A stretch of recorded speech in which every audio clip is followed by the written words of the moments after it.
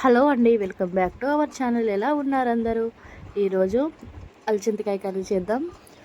Simple and ఈజీగా, taste మాత్రం అదిరిపోద్ది. వేడి వేడి రైస్లో కానీ చపాతీలో కానీ చాలా బాగుంటుందండి. ఒకసారి మీరు తప్పకుండా ట్రై చేయండి.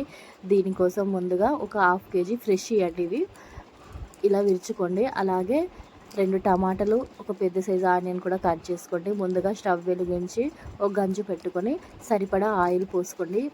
ఆయిల్ కాస్తంత హీట్ కాగానే పోపు కోసం వెల్లుల్లిపాయలు వేసుకోండి. అవి కాస్తంత చిటపటలాడంగానే పోపు గింజలు కూడా దీంట్లో వేసుకొని అవి వేగిన తర్వాత మనం ముందుగానే కట్ చేసి పెట్టుకున్న ఉల్లిగడ్డ ముక్కలు కూడా దీంట్లో వేసుకొని ఒకసారి కలుపుకోండి. అవి కాస్త వేగిన తర్వాత దీంట్లోనే కాస్తంత అల్లం వెల్లిపాయ ముద్ద కాస్తంత వేసుకోండి. చాలా బాగుంటుంది. స్మెల్తో పాటు టేస్ట్ కూడా.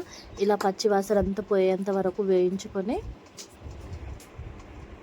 దీంట్లోనే మనం విడిచిపెట్టుకున్న అలచింతకాయ ముక్కలు కూడా దీంట్లో వేసుకొని ఆయిల్లో ఒక 2-3 మినిట్స్ దాకా ఫ్రై చేసుకోండి. అంటే పీసులకు ఆయిల్ అల్లం పేస్ట్ పట్టేలాగా ఇలా కలుపుకోండి. చాలా బాగుంటుందండి కర్రీ. మీరు ఫస్ట్ టైం కనుక నా ఛానల్ చూస్తే ప్లీజ్ అండి నా ఛానల్ని సబ్స్క్రైబ్ చేయండి. అలాగే లైక్ చేయండి, షేర్ చేయండి, కామెంట్ చేయండి. చాలా సింపుల్ రెసిపీస్ ఉండి అన్నీ హోమ్ మేడ్ రెసిపీసే. ఒకసారి నా ఛానల్లోకి వెళ్ళి చూడండి. ఇలానే 3 మినిట్స్ తర్వాత సరిపడ పసుపు, అలాగే స్పైసీకి తగ్గట్టు కారం కూడా వేసుకొని మళ్ళీ ఒకసారి కలుపుకోండి. ఇలా కలిపి ముందుగానే కట్ చేసి పెట్టుకున్న టమాటా ముక్కలు కూడా దీంట్లో వేసుకొని మళ్ళీ ఒకసారి కలుపుకొని ఒక 3 నిమిషాల పాటు మూత పెట్టుకోండి. చాలా ఈజీగా అయిపోద్దండి కర్రీ. టేస్ట్ కూడా చాలా బాగుంటుంది. ఎప్పుడు తిన్నా కూడా, అంటే ఈ కర్రీ ఎప్పుడు చేసుకుని తిన్నా కూడా అస్సలు బోర్ కొట్టదు. చాలామంది ఫేవరెట్ కూడా అయి ఉంటుందండి.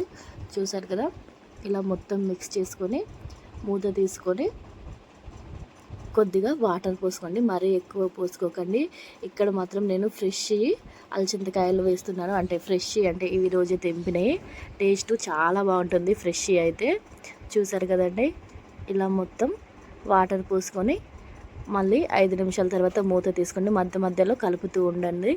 లాస్ట్లో తగినంత సాల్ట్, అలాగే కాస్తంత కొత్తిమీర కూడా దీంట్లో వేసుకొని దింపేసుకున్నారంటే టేస్ట్ అదిరిపోద్ది. చూసారు కదా, నా ప్రాసెస్ కనుక మీకు నచ్చితే ప్లీజ్ అండి నా ఛానల్ని సబ్స్క్రైబ్ చేయండి.